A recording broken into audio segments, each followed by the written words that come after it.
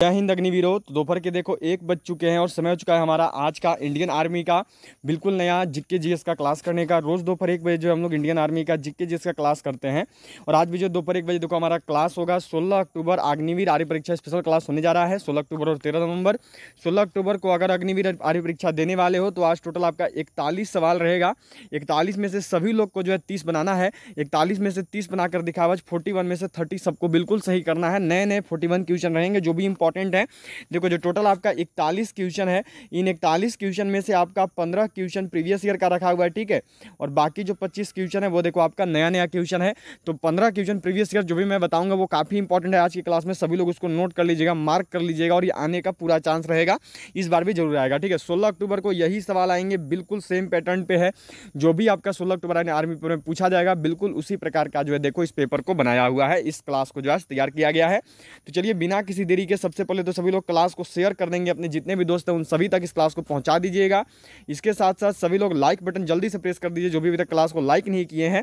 और जो भी लोग हैं सभी चैनल को सब्सक्राइब करके बेल आइकन को ऑल पर जरूर सेट कर देंगे। जितने भी क्लास अटेंड कर रहे हैं सभी लोग शेयर कर दीजिएगा अपने हर एक ग्रुप में, अपने सभी दोस्तों तक इस क्लास को जरूर पहुंचा दीजिएगा। और याद रखेंगे कि रोज 2 टाइम क्लास आती है, एक आती है दोपहर 1 बजे, एक आती है शाम 7 बजे। 1 बजे जो हम लोग क्लास करते हैं इंडियन आर्मी का जीके जीएस का, और शाम 7 बजे क्लास करते हैं देखो इंडियन आर्मी का प्रीवियस ईयर पेपर का, ओरिजिनल पेपर का। तो 1 बजे और शाम 7 बजे दोनों टाइम जो है सभी को जरूर जुड़ना है। तो दोनों टाइम जो है क्लास में सभी लोग जरूर जुड़ा करिए। तो चलिए शुरुआत करते हैं आज की क्लास की। क्वेश्चन नंबर 1 से शुरू करते हैं। क्वेश्चन नंबर 1 के साथ देखो शुरू करेंगे। 16 अक्टूबर आर्मी परीक्षा में आने वाली स्पेशल सवाल जो है आपके लिए होने वाले हैं। तो चलिए क्वेश्चन नंबर 1 से जो है शुरू करते हैं। क्वेश्चन नंबर 1 से जो देखो स्टार्ट करते हैं। चलिए क्वेश्चन नंबर 1 करेंगे यहाँ पे। क्वेश्चन नंबर 1 है देखो कि राज्यपाल राज्य में किसका प्रतिनिधि होता है? Whose representative is the governor in the state? राष्ट्रपति का, गृह मंत्री का, प्रधानमंत्री का या फिर मुख्यमंत्री का? क्या होगा राइट आंसर? राज्यपाल जो है यह देखो राज्य में किसका प्रतिनिधि होता है? जो राज्यपाल है यह राज्य में किसका प्रतिनिधि होता है? जल्दी से करेंगे और सबको बताएंगे। तो जो राज्यपाल है यह देखो राज्य में राष्ट्रपति का प्रतिनिधि होता है। क्या हो गया आंसर? तो ऑप्शन ए राष्ट्रपति, ठीक है। चलिए अगला सवाल करेंगे। अगला सवाल यहाँ पे है, यह देखो आपको दिया गया है, नेक्स्ट क्वेश्चन मिला हुआ है आपको यहाँ पे।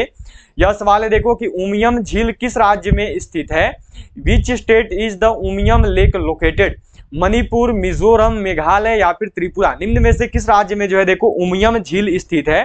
जो उमियम झील है यह किस राज्य में है? जो उमियम झील है यह किस राज्य में है? यह जो है किस राज्य में स्थित है? जल्दी से कीजिएगा और सबको बताइएगा। तो जो उमियम झील है यह देखो आपका स्थित है मेघालय में। क्या हो जाता है आंसर? तो ऑप्शन सी मेघालय। उमियम झील कहां पे है? तो जो उमियम झील है यह देखो आपका स्थित है मेघालय में। चलिए अगला सवाल पे चलेंगे। अगला सवाल यहाँ पे है, यह देखो दिया गया है कि चाणक्य का अन्य नाम था। Another name of Chanakya was Bhatt Swami या फिर विष्णुगुप्त या फिर राजशेखर या फिर अगला है देखो विशाखदत्त। क्या होगा? चाणक्य का अन्य नाम क्या था? चाणक्य का और दूसरा नाम क्या था? यह जो है यहाँ पे सबको करो अगर बताओगे तो चलो जल्दी से करना और सभी को यहाँ पर बतानी है। चाणक्य का दूसरा नाम क्या था? तो चाणक्य का जो अन्य नाम है, चाणक्य का जो दूसरा नाम है ये है देखो विष्णुगुप्त, ठीक है। जो चाणक्य है इनको विष्णुगुप्त के नाम से जाना जाता था। क्या हो जाएगा आंसर? तो ऑप्शन बी हो गया सभी का। चलिए नेक्स्ट क्वेश्चन देखेंगे। अगला सवाल यहाँ पे है, यह देखो आपको दिया गया है कि हाल ही में हटाया गया अनुच्छेद 370 भारत के किस राज्य से संबंध है? Which state of India is related to recently removed article 370? Assam, Sikkim, Nagaland या फिर जम्मू एंड कश्मीर? हाल ही में हटाया गया जो अनुच्छेद 370 है यह भारत के किस राज्य से संबंधित है? तो हाल ही में हटाया गया जो अनुच्छेद 370 है यह देखो भारत के जम्मू कश्मीर राज्य से संबंधित है। क्या होता है आंसर? तो ऑप्शन डी जम्मू कश्मीर। सभी का सही है, सभी ने बिल्कुल सही किया है, बहुत ही बढ़िया। चलो अगला सवाल यहाँ पे है देखो कि निम्न में से कौन सी बीमारी पानी द्वारा नहीं होती है? Which of the following disease is not caused by water? Flu, typhoid या फिर हैजा या फिर अगला है देखो अमीबियासिस? क्या होगा राइट आंसर? निम्न में से कौन सी बीमारी है जो कि पानी द्वारा नहीं होती है? इस क्वेश्चन का सही आंसर क्या होगा? बिल्कुल सही कीजिएगा और सबको बताइएगा। सभी के आंसर जो है यहाँ पर आनी चाहिए। चलिए जल्दी से करेंगे और सभी लोग जो है यहाँ पर बताएंगे कि इस क्वेश्चन का जो है सही आंसर क्या होगा। जल्दी से जो है सबको करोगे बताओगे तो चलो जल्दी से करना और सभी लोग यहाँ पर बताओगे। तो वह बीमारी जो कि पानी द्वारा नहीं होती है वह बीमारी है देखो फ्लू। यह जो है मच्छरों के कारण होती है, ठीक है। जो फ्लू है यह देखो पानी द्वारा नहीं होती है। हो गया। चलिए अगला सवाल पे चलेंगे। अगला सवाल यहाँ पे है, यह देखो आपको दिया गया है कि लाल लिटमस पत्र को नीला कर देता है, turns red litmus paper blue, अम्ल, भस्म, लवण या फिर डी में दिया हुआ है देखो इनमें से कोई नहीं। जो लाल लिटमस पत्र है उसको नीला निम्न में से कौन कर देता है? जो लाल लिटमस पत्र है वह नीला निम्न में से किसकी वजह से हो जाता है? जल्दी से करेंगे और सबको कुछ बताएंगे। सभी को जो है यहाँ पर आंसर करना है और बताना है। तो जो लाल लिटमस पत्र है यह देखो नीला होता है किसकी वजह से? तो यह देखो नीला हो जाता है आपका भस्म की वजह से। ठीक है, याद रखेंगे जो लाल लिटमस पत्र है यह नीला किसकी वजह से होता है? तो यह देखो नीला हो जाता है आपका भस्म की वजह से। क्या हो गया आंसर? तो इसका राइट आंसर हो गया देखो ऑप्शन बी। चलिए अगला सवाल पे चलेंगे। अगला सवाल यहाँ पे देखो दिया हुआ है, यह क्वेश्चन है आपका। यहाँ पे क्या सवाल है कि निम्न में से कौन सा देश विश्व में चावल का सबसे अधिक उत्पादन करता है? Which of the following country is the largest producer of rice in the world? Indonesia, चीन, भारत या फिर थाईलैंड? क्या होगा? जल्दी से करेंगे सब कुछ और यहाँ पर बताएंगे कि इस क्वेश्चन का सही आंसर क्या है। बिल्कुल सही कीजिएगा और सबको बताइएगा कि इस क्वेश्चन का राइट आंसर क्या होगा। सभी को करना है और बिल्कुल सही जो है यहाँ पर बतानी है। तो देखो निम्न में से वह जो कि विश्व में सबसे अधिक चावल का उत्पादन करता है वह देश है देखो चाइना, वह देश है आपका ऑप्शन बी चीन। ठीक है, चलिए अगला सवाल पे बढ़ेंगे। अगला सवाल यहाँ पे है, यह देखो आपको दिया गया है। नेक्स्ट क्वेश्चन जो आपसे यहाँ पे पूछा गया है, देखो यह सवाल मिला हुआ है आपको यहाँ पे कि सबसे तीव्र गति से सूर्य का चक्कर लगाने वाला ग्रह है। What is the fastest planet orbiting the sun? बुध, पृथ्वी, बृहस्पति या फिर शनि? क्या होगा राइट आंसर? सबसे तीव्र गति से सूर्य का चक्कर लगाने वाला ग्रह कौन सा है? सबसे तीव्र गति से जो है सूर्य का चक्कर कौन सा ग्रह लगाता है? तो सबसे तीव्र गति से जिस ग्रह के द्वारा सूर्य का चक्कर लगाया जाता है वह ग्रह है देखो आपका ऑप्शन ए बुध। क्या हो गया आंसर? तो ऑप्शन ए बुध। सबसे तीव्र गति से सूर्य का चक्कर कौन लगाता है? तो वह देखो बुध है जो कि सबसे तीव्र गति से सूर्य का चक्कर लगाता है। चलिए नेक्स्ट क्वेश्चन पे बढ़ेंगे। अगले सवाल पे यह देखो यहाँ पे दिया हुआ है आपका कि ध्वनि का तरत्व किस पर निर्भर करता है? यह यहाँ पे आपको बताना है ध्वनि का तरत्व किस पर निर्भर करता है। What does the pitch of sound depends on? आवृत्ति पे, तीव्रता पे, वेग पे या फिर ऑप्शन नंबर डी में देखो आयाम पे। तो ध्वनि का जो तारत्व है यह किस पर निर्भर करता है? तो यह देखो निर्भर करता है आवृत्ति पे। क्या हो गया आंसर? तो ऑप्शन ए आवृत्ति, फ्रीक्वेंसी। ठीक है, चलिए अगला सवाल देखेंगे। अगला सवाल यहाँ पे है, यह सवाल देखो आपको दिया गया है। क्या सवाल है यहाँ पे देखो कि निम्न में से कौन सी धातु एक द्रव है? Which of the following metals is a liquid? Ca calcium, Ag पारा, सोडियम? बताइएगा यहाँ पे डी में एमिन। क्या होगा? निम्न में से कौन सी धातु है जो कि एक द्रव है? वह कौन सी धातु है जो कि द्रव अवस्था में पाई जाती है? तो वह धातु जो कि द्रव अवस्था में पाई जाती है वह है देखो Hg मतलब कि पारा। क्या हो गया आंसर? तो ऑप्शन बी Hg पारा। ठीक है, चलिए अगला सवाल देखेंगे। अगला सवाल यहाँ पे है, यह देखो मिला हुआ है कि वह कौन सी छोटी वस्तुओं को आवर्धित करके बड़ा कर देता है? अतः जिन वस्तुओं को आंख से नहीं देखा जा सकता है उन्हें किस उपकरण से देखा जा सकते हैं? who increases small objects by magnifying them, so which device can we see the object which cannot be seen with the eyes? Microscope के द्वारा, हाइड्रोमीटर के द्वारा, गैल्वेनोमीटर के द्वारा या फिर ऑप्शन नंबर डी में देखो लिखा हुआ है मैनोमीटर के द्वारा करना। और यहाँ पर बताना है देखो कि वह कौन सा यंत्र है, कौन सा उपकरण है जिससे छोटी वस्तुओं को बड़ा करके आसानी से देख सकता है। डायरेक्टली इसको ऐसे पूछा जाता है तो वह कौन सा है? तो वह है देखो माइक्रोस्कोप। ठीक है, जो माइक्रोस्कोप है इसके द्वारा देखो छोटी वस्तुओं को बड़ा करके देखा जा सकता है। क्या हो गया आंसर? तो ऑप्शन ए। ठीक है, चलिए अगला सवाल देखेंगे। अगला सवाल यहाँ पे है, यह देखो आपको दिया गया है कि कौन सा यंत्र पहिए वाली गाड़ी द्वारा चली गई दूरी को के काम आता है, नापने के काम आता है? Which instrument is used to measure the distance travelled by a wheeled vehicle? क्या होगा? माइक्रोस्कोप से, हाइड्रोमीटर से, ओडोमीटर से या फिर मैनोमीटर से? वह कौन सा यंत्र है जिसके द्वारा देखो पहिए वाली गाड़ी के द्वारा चली हुई दूरी को मापा जाता है? तो वह यंत्र कौन सा है? तो वह यंत्र है देखो आपका ओडोमीटर। क्या हो गया आंसर? तो ऑप्शन सी हो गया सभी का यहाँ तक। चलिए अगला सवाल पे बढ़ेंगे। अगला सवाल यहाँ पे है, यह देखो आपको दिया गया है कि डीजल लोकोमोटिव कारखाना कहाँ स्थित है? Where is the diesel locomotive factory located? Chittaranjan में है, पेरबंदूर में है, वाराणसी में है या फिर कपूरथला में है? जो डीजल लोकोमोटिव कारखाना है यह कहाँ पे स्थित है? इस क्वेश्चन का राइट आंसर क्या होगा? जल्दी से कीजिएगा और सबको बताइएगा। तो जो डीजल लोकोमोटिव कारखाना है यह देखो आपका स्थित है वाराणसी में। क्या हो गया आंसर? तो ऑप्शन सी वाराणसी। चलिए अगला सवाल करेंगे। अगला सवाल यहाँ पे है, यह देखो आपको दिया गया है कि निम्न में से किस राज्य में कोलेरू झील स्थित है? In which of the following states is Kolleru lake located? Tamil Nadu, Karnataka, Kerala या फिर आंध्र प्रदेश। निम्न में से वह कौन सा राज्य है जहां पर देखो कोलेरू झील स्थित है? वह कौन सा राज्य है जहां पर कोलेरू झील है? जल्दी से कीजिएगा और सबको बताइएगा। तो वह राज्य जहां पर कोलेरू झील स्थित है वह राज्य कौन सा है? तो वह राज्य है देखो आपका आंध्र प्रदेश। क्या होता है आंसर? तो ऑप्शन डी आंध्र प्रदेश। हो गया सभी का।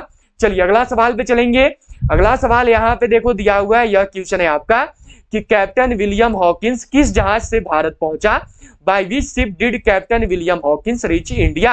हेक्टर से, ड्रैगन से, स्क्वायर से या फिर डी में है नन ऑफ दिस। जो कैप्टन विलियम हॉकिंस है या निम्न में से किस जहाज के द्वारा भारत पहुंचे? जल्दी से कीजिएगा और सबको बताइएगा कि इस क्वेश्चन का राइट आंसर क्या होगा।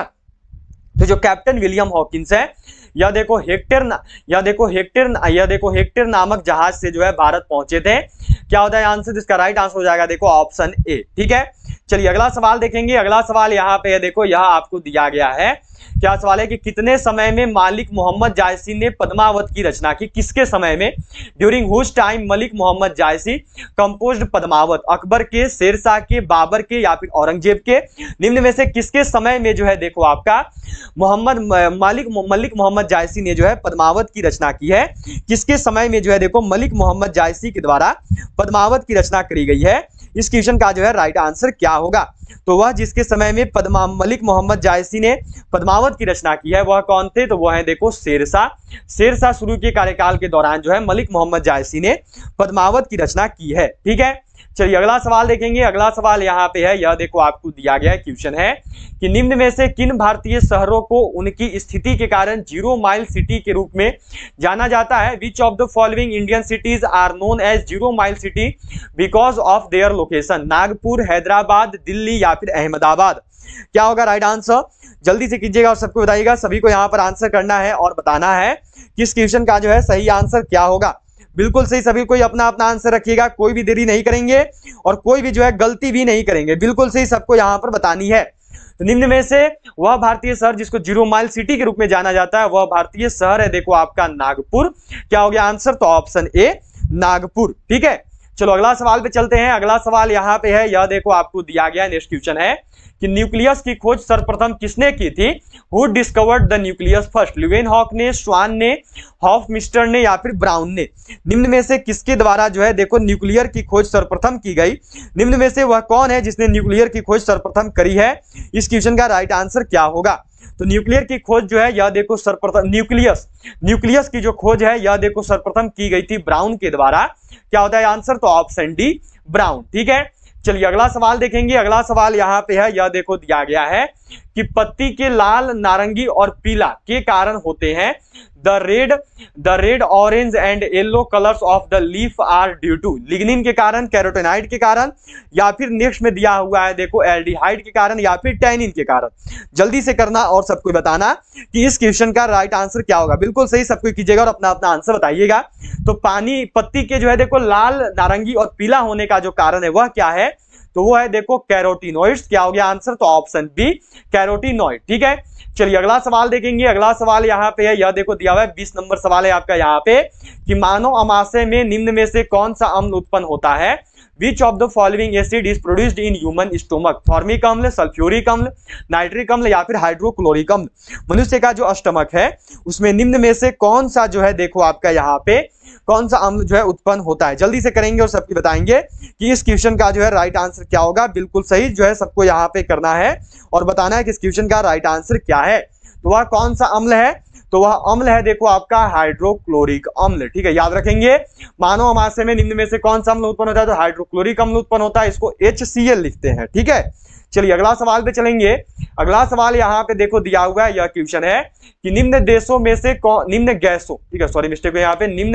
से कौन सी ग्रीन हाउस गैस नहीं है?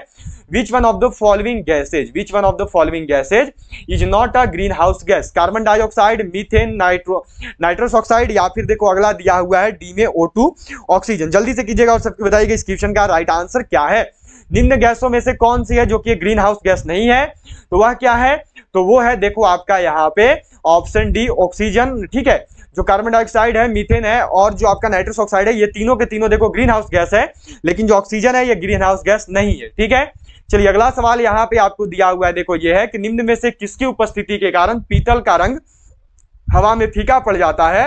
Due to the presence of which of the following the colour of brass gets discoloured in air. Oxygen के, हाइड्रोजन सल्फाइड के, कार्बन डाइऑक्साइड के या फिर डी में है देखो नाइट्रोजन के, किसकी उपस्थिति के कारण जो है देखो पीतल का रंग हवा में जो है आपका देखो यह कैसा हो जाता है, तो यह फीका पड़ जाता है। तो इसका जो कारण है वह क्या है, तो वो है देखो आपका यहाँ पे हाइड्रोजन सल्फाइड।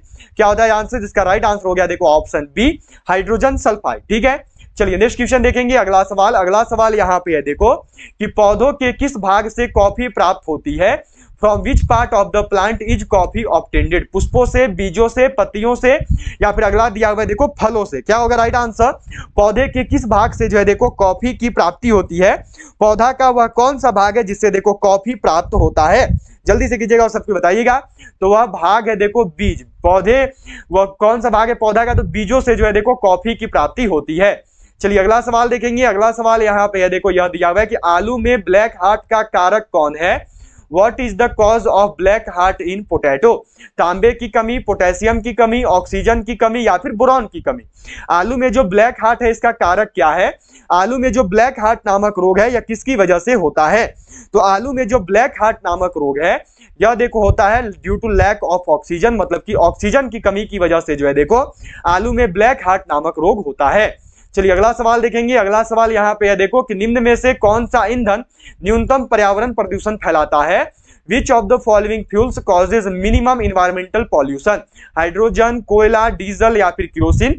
निम्न में से कौन सा ऐसा ईंधन है जो कि देखो न्यूनतम पर्यावरण प्रदूषण फैलाता है, तो वह कौन सा है, तो वह है देखो हाइड्रोजन। ठीक है, जो हाइड्रोजन है इसके द्वारा न्यूनतम ईंधन प्रदूषण जो है फैलाया जाता है, पर्यावरण प्रदूषण जो है फैलाया जाता है। ठीक है, ऑप्शन ए हाइड्रोजन हो गया। चलो अगला सवाल पे चलेंगे। अगला सवाल यहाँ पे है देखो कि एटीपी का अभिप्राय है। What is the meaning of ATP. Adenosine triphosphate, adenine triphosphate या फिर एडिनोसिन ट्राइफॉस्फेट या फिर एडिनोसिन टेट्राफॉस्फेट। क्या होगा यहाँ पर राइट आंसर। एटीपी का अभिप्राय क्या है, एटीपी का फुल फॉर्म क्या होता है, इस क्वेश्चन का सही आंसर क्या है। यदि अभी तक भी क्लास को सेशन को लाइक नहीं किया तो सबको जल्दी से लाइक बटन प्रेस कर दोगे। उसके साथ साथ सभी लोग शेयर बटन जरूर प्रेस कर देंगे। एंड जिन्होंने भी चैनल को सब्सक्राइब नहीं किया है वो सभी जो है सब्सक्राइब करके बेल आइकन को ऑल पर जरूर सेट कर देना। तो एटीपी का जो फुल फॉर्म है ये है देखो आपका एडिनोसिन ट्राइफॉस्फेट। क्या हो गया आंसर, तो ऑप्शन ए। ठीक है, हो गया सबका। चलो अगला सवाल पे बढ़ेंगे। अगला सवाल यहाँ पे देखो दिया हुआ है, यह सवाल है कि महात्मा गांधी राष्ट्रीय समुद्री उद्यान कहाँ स्थित है। Where is the Mahatma Gandhi national marine park located. Pirotan द्वीप में, रामेश्वरम में, गंगा सागर द्वीप में या फिर पोर्ट ब्लेयर में। जो महात्मा गांधी राष्ट्रीय समुद्री उद्यान है यह कहाँ पे स्थित है, इस क्वेश्चन का राइट आंसर क्या है। तो देखो जो महात्मा गांधी राष्ट्रीय समुद्री उद्यान है ना यह आपका स्थित है पोर्ट ब्लेयर में। क्या हो गया आंसर, तो ऑप्शन डी पोर्ट ब्लेयर। ठीक है, चलिए अगला सवाल पे चलेंगे। अगला सवाल यहाँ पे देखो यह दिया गया कि अस्थायी चुंबक किस स्थिति में किया जा सकता है। Under what conditions can a permanent magnet be used. बताना है यहाँ पे किस स्थिति में देखो यहाँ पर उपयोग लिखा हुआ है। ठीक है, अस्थायी चुंबक जो है किस स्थिति में प्रयोग किया जा सकता है। ढलवान लोहा में, पिटवान लोहा में, कच्चा लोहा में या फिर इस्पात में। यह नहीं पूछा है कि किससे बनता है, पूछा यह है कि किस में प्रयोग किया जा सकता है। तो देखो जो अस्थायी चुंबक है, जो परमानेंट मैग्नेट है ना, इनका प्रयोग किया जा सकता है स्टील में। क्या हो गया आंसर, तो ऑप्शन डी स्टील, इस्पात। ठीक है, चलिए अगला सवाल पे चलेंगे। अगला सवाल यहाँ पे है, यह देखो दिया गया है कि नीलगिरी के पर्वतीय क्षेत्र में कौन सा जलप्रपात स्थित है। Which waterfall is located in the hilly region of Nilgiri. Jog, एन्ना, धुआंधार या फिर पायकारा। क्या होगा, नीलगिरी के पर्वतीय क्षेत्र में जो है देखो कौन सा जलप्रपात स्थित है, इस क्वेश्चन का जो है राइट आंसर क्या है।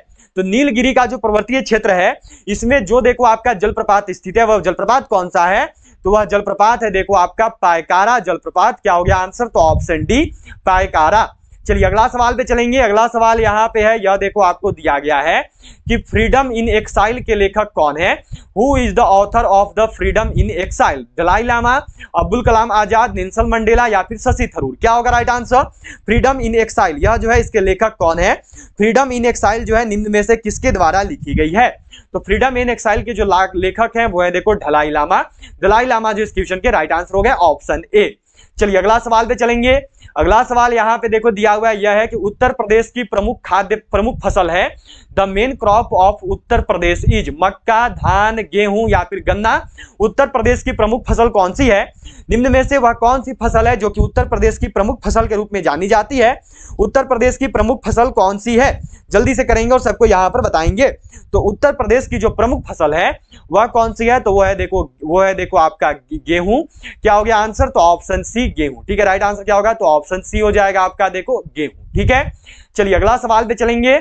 अगला सवाल यहाँ पे देखो दिया हुआ है, यह है कि हमारे शरीर की कौन सी कोशिकाएं मानव शरीर के सैनिक के रूप में प्रसिद्ध हैं? Which cell of our body are famous as soldiers of our body?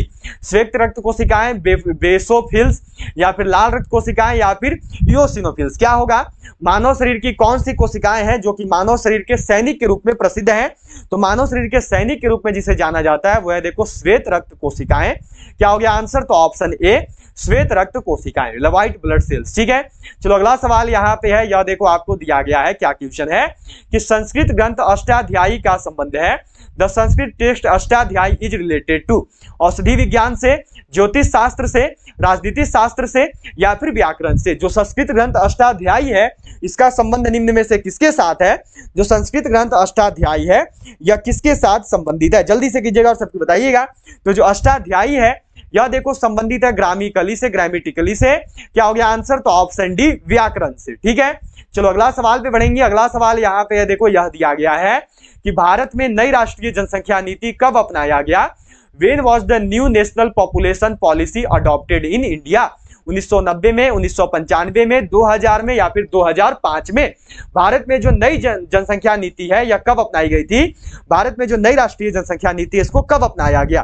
तो यह देखो अपनाया गया था 2000 में। क्या होता है आंसर? तो ऑप्शन सी 2000 हो गया सभी का। चलिए अगला सवाल देखेंगे। अगला सवाल यहाँ पे है, यह देखो दिया गया है कि लोहे में जंग लगने से बना पदार्थ है। What is the substance made in rusting of iron? Ferric oxide, calcium chloride, sodium chloride या फिर डी में देखो फेरिक एवं फेरस ऑक्साइड? क्या होगा राइट आंसर? जल्दी से कीजिएगा और सबको बताइएगा। लोहे में जंग लगने से बना पदार्थ जो है कौन सा है? लोहे में जंग लगने के बाद बनने वाला पदार्थ कौन सा है? तो वो है देखो आपका फेरिस ऑक्साइड, वो है देखो आपका फेरस ऑक्साइड। क्या होता है आंसर? तो ऑप्शन डी हो गया सभी का। चलिए नेक्स्ट क्वेश्चन देखेंगे। अगला सवाल है यहाँ पे देखो, यह दिया गया है कि विश्व मानवाधिकार दिवस किस दिन मनाया जाता है? World human rights day is celebrated on which day? 4 जुलाई, 8 अगस्त, 20 अक्टूबर या फिर 10 दिसंबर? जो विश्व मानवाधिकार दिवस है यह कब मनाया जाता है? जो विश्व मानवाधिकार दिवस है इसको हम लोग कब मनाते हैं? इस क्वेश्चन का सही आंसर क्या है? तो हमारी आर्मी परीक्षा की जो नई ई बुक है वह देखो लॉन्च कर दी गई है। इस ई बुक में जो है देखो आपका army, general duty, women military police, tradesman, technical, nursing assistant, clerk सभी के लिए ये जो है आपका ई बुक होने वाला है। जो भी जीके जीएस आपका देखो आता है इंडियन आर्मी में वो हर एक जीके जीएस आपको इस बुक में दी गई है। ये जो बुक है इसमें देखो आपका 3200 प्लस क्वेश्चन है, 3000 क्वेश्चन और बाकी जो आपका नोट पॉइंट दिया हुआ है तो करीब करीब देखो 3200 प्लस हो जाता है। और यह जो ई बुक है यह देखो आपका हिंदी और इंग्लिश दोनों लैंग्वेज में आता है। ठीक है, तो किसी भी लैंग्वेज में पढ़ाई करते हो कोई दिक्कत नहीं है, आपका बहुत ही बेहतरीन ई बुक आपके लिए होने वाला है। यह ई बुक देखो आपका, इसको पढ़ लो बस, कुछ और पढ़ने की जरूरत नहीं है। 2022 में प्रश्न यहीं से होंगे, बिल्कुल नया पैटर्न पर है, पूरा जीके जिसका निचोड़ है। यह आपको 199 नहीं केवल 90 रुपए में दिया जा रहा है। स्पेशल ऑफर के अनुसार केवल आपको भी 90 रुपए में मिल रहा है। खरीदने के लिए आपको क्या करना है? तो यह देखो जो ये नंबर दिख रहा है इस नंबर पे जो आपको फोन पे, पेटीएम या फिर गूगल पे यूज करते हुए पेमेंट कर देना है। और पेमेंट करने के बाद जो है देखो आप सब इसी नंबर पे जो है पेमेंट का स्क्रीनशॉट सेंड कर देना। उसके बाद यह जो ई बुक है यह ई बुक आपको 1 मिनट के अंदर जो है सेंड कर दी जाएगी। और देखो उसके साथ साथ हमारी जो है इस ई बुक में जो टॉपिक दिए गए वह टॉपिक है देखो आपका प्राचीन भारत, मध्यकालीन भारत, आधुनिक भारत, विश्व इतिहास, विश्व का भूगोल, भारत का भूगोल, संविधान, अर्थशास्त्र, फिजिक्स, केमिस्ट्री, बायोलॉजी, कंप्यूटर, खेलकूद, जनजाति, फुल फॉर्म। देखो सबसे बेहतरीन बात तो यह है कि यह जो ई बुक है यह ई बुक आपका टॉपिक वाइज आता है। और जीके जिस पढ़ने का सबसे जो अच्छा तरीका ये है कि उसको टॉपिक वाइज पढ़ो। तो बहुत ही अच्छी किताब है, सभी लोग जरूर बाय कर लेंगे, सभी लोग हमारी इस ई बुक को जरूर ले लेंगे। देखो 2 ई बुक है, एक जो ई बुक है यह आपका जीके जीएस के लिए जो कि 3200 क्वेश्चन के साथ आती है, यह 90 रुपए की है। दूसरी जो ई बुक है यह देखो जीडी वुमेन मिलिट्री पुलिस और ट्रेसमैन के लिए है। अभी इस ई बुक में आपका 15 मॉडल टेस्ट पेपर और 5 ओरिजिनल पेपर दिया गया है और यह भी आपका हिंदी इंग्लिश दोनों में है। 2022 के नया पैटर्न पर यह ई बुक है और यह देखो आपका 75 रुपया का है। इसको भी खरीदने के लिए वही करना है, इसी नंबर पर जो है देखो इस नंबर पर पेमेंट कर देना है और फोन पे, पेटीएम, गूगल पे करके आप स्क्रीनशॉट इसी नंबर पर सेंड कर देना। देखो अगर अलग अलग लोगे तो 90 और 75 होता है 165, लेकिन अगर साथ में लोगे तो आपको देना है 155 रुपए और 155 रुपए देकर जो है आप देखो इन दोनों ई बुक को ले सकते हैं मात्र 155 रुपए में। तो बेहतरीन ई बुक है इंडियन आर्मी की 2022 में होने वाली आर्मी परीक्षा के लिए। तो सभी लोग जरूर बाई कर लेना, सभी लोग जरूर बाई कर लेना, ले लेना मात्र 155 रुपए में। जो विश्व मानवाधिकार दिवस है यह देखो मनाया जाता है 10 दिसंबर को। क्या हो गया आंसर? तो ऑप्शन डी 10 दिसंबर। ठीक है, चलिए अगला सवाल देखेंगे। अगला सवाल यहाँ पे है, यह देखो दिया गया है कि अहोम जनजाति भारत के किस राज्य से संबंधित है? Ahom tribe is related to which state of India? Assam, या फिर नेक्स्ट में देखो आंध्र प्रदेश, या फिर मध्य प्रदेश, या फिर झारखंड। सभी लोग करेंगे और बताएंगे कि जो अहोम जनजाति है यह भारत के किस राज्य से संबंधित है। क्या होगा राइट आंसर? तो जो अहोम जनजाति है यह देखो भारत के असम राज्य से संबंधित है। क्या हो गया? तो ऑप्शन ए असम। ठीक है, चलिए अगला सवाल देखेंगे। अगला सवाल यहाँ पे देखो दिया हुआ है, यह क्वेश्चन है कि OMR का पूर्ण रूप क्या है? What is the full form of OMR? क्या होगा? Optical mark reader, on mark reader, on money reader, या फिर डी में दिया हुआ है देखो ऑल ऑफ दीज। इस क्वेश्चन का सही आंसर क्या है? जल्दी से करेंगे और सबको बताएंगे कि यहाँ पर जो इसका राइट आंसर क्या होगा। OMR का फुल फॉर्म क्या है? OMR का पूरा नाम क्या है? जल्दी से करेंगे और सबको बताएंगे। तो OMR का जो पूर्ण रूप है वो है देखो ऑप्टिकल मार्क रीडर। क्या होता है आंसर? तो ऑप्शन ए। ठीक है, हो गया सबका। चलिए अगला सवाल पे बढ़ेंगे। अगला सवाल यहाँ पे है देखो, यह आपको दिया गया है, क्या क्वेश्चन है कि महाद्वीप जिसे the land of golden fleece के नाम से जाना जाता है, the continent which is known as the land of golden fleece, Europe, Asia, Africa, या फिर ऑस्ट्रेलिया। वह महाद्वीप जिसे the land of golden fleece बोलते हैं वह महाद्वीप कौन सा है? किस महाद्वीप को जो है देखो the land of golden fleece के नाम से जाना जाता है? The land of golden fleece जो है किस महाद्वीप को कहते हैं? तो वह महाद्वीप है देखो आपका ऑस्ट्रेलिया। क्या हो गया आंसर? तो ऑप्शन डी। इसी के साथ देखो अब आपका आज का लास्ट क्वेश्चन है, 40 नंबर सवाल यहाँ पे देखो दिया हुआ है। यह सवाल है कि नाभिकीय रिएक्टर में ईंधन का काम करता है। What is the fuel used in a nuclear reactor? कोयला, यूरेनियम, रेडियम, या फिर डीजल। नाभिकीय रिएक्टर में निम्न में से कौन है जो कि ईंधन का काम करता है? जो नाभिकीय रिएक्टर है उसमें जो है निम्न में से कौन है जिसका प्रयोग ईंधन के रूप में किया जाता है?